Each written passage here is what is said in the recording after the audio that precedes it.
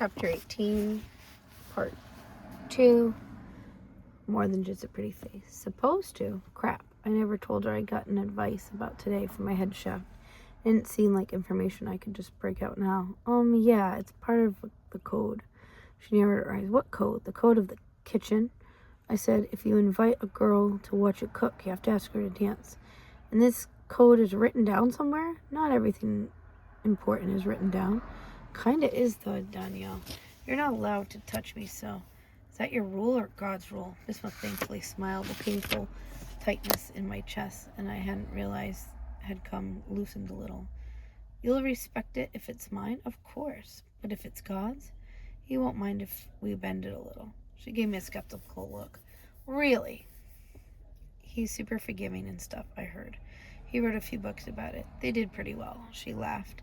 Trust me, Bismuth bit her lip and looked at me for a long time. It was the same look she'd given me in the library a while back, the day she'd kissed me on my cheek. I do, she told me in a tentative voice, very slowly, held out her hand. Bismuth was ridiculously hot. What I mean is that she literally was literally hot. When she stepped close to me, her body was almost touching mine, and looked at me. I felt like I'd gotten close to a gentle star. I placed a hand on her waist, and she put her arm around my shoulder. Heat came off her small frame in waves. I'd never been this close to a girl before. Warmth radiated from her like she was the world's prettiest piece of magnesium. No, wait, plutonium? As I looked down at her, I noticed things I'd somehow managed never to notice about her before. She had a few light freckles on her nose, and they were really hard to see because they were almost the same color as her skin. I could see a vein in her neck pulsing a little, betraying the secrets of her beating heart. There was a slight upturn to her corner of her mouth that somehow made her lips very kissable. I wished she smiled at me because her smile was everything, but she wasn't smiling. She was just staring back at me, studying my face, and her breath had lost its natural rhythm. Maybe she was finding the air difficult to draw in as I was. The stubborn lock of her wavy hair, and she tucked behind her ear, freed itself again. It swayed gently beneath her cheek, and I couldn't help reach for it. My fingers trembled a little as I carefully pushed those soft strands back. She closed her eyes when my hand touched her cheek. She stepped closer to me, and if there was anything left in the world aside from the feel of her and the smell of her and the pull of her, I didn't know and didn't care. Bismuth buried her face in the space between my shoulder and neck. We gathered each other up and just stood there. We didn't move, and there was no music that anyone else could have heard. Then suddenly she pulled away. I'm sorry. Wait, no, Bismuth, it wasn't just you. No, Danielle, I'm sorry, but your rice is boiling over. I managed to salvage the rice. There was no harm done, except to my pride, I guess. As I sat down across from Bismuth at the wicker table, I realized I'd forgotten to give her any cutlery. Apologizing, I started back for it, but she stopped me. Are you kidding?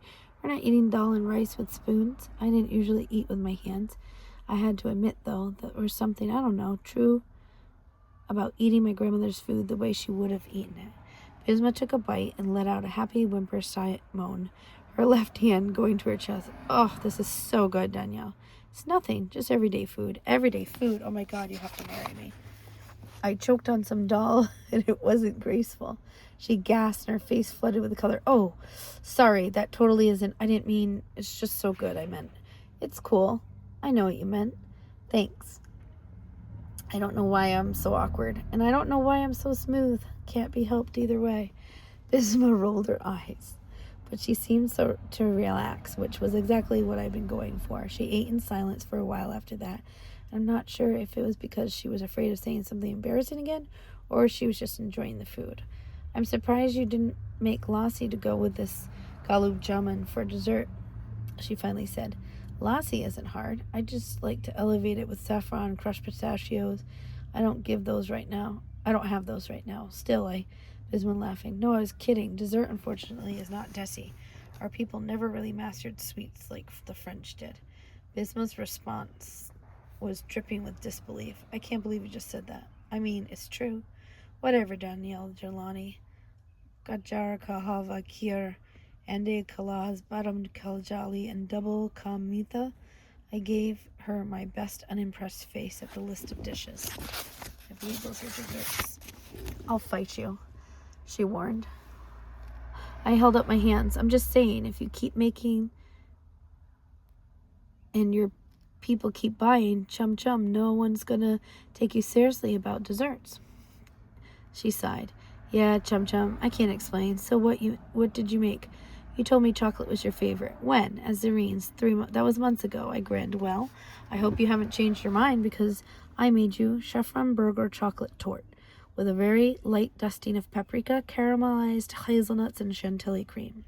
She stared at me like I'd just parted the Red Sea. I took a little bow, which was hard to do it gracefully since I was sitting. I can't believe you. I'm pretty unbelievable. How many girls have you done this for? What? I mean, just you. Bisma shook her head. Then you've missed out. Your life could have been the story of a lot of very satisfied women. What do you mean, missed out? It's not too late. Bisma looked away from me and smiled a little in a way that told me that even though she wasn't going to say it, she was pretty sure I was wrong.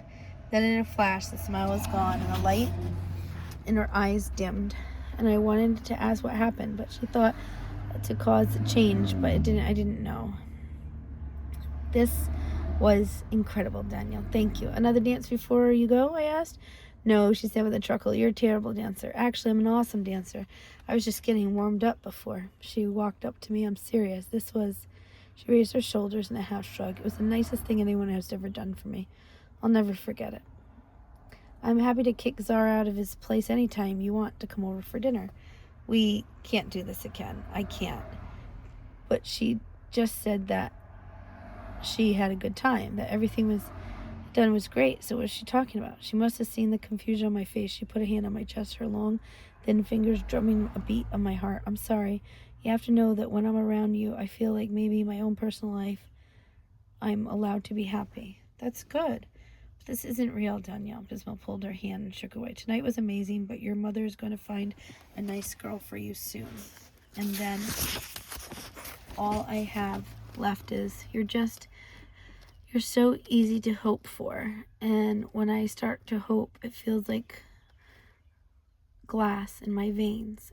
And I know that glass is going to break and cut everything inside me to pieces. Do you understand? What if it doesn't have to break, I asked. What if I don't care about what happened before? Your parents will care, won't they? They would. Of course they would. Don't make promises you can't keep. I like you so much. You're one of the few people in my life I don't want to end up hating you too, please. I sighed and stepped back to give her room to go past me, but she stepped up to me again, stood on the tiptoe to kiss my cheek before walking out the door.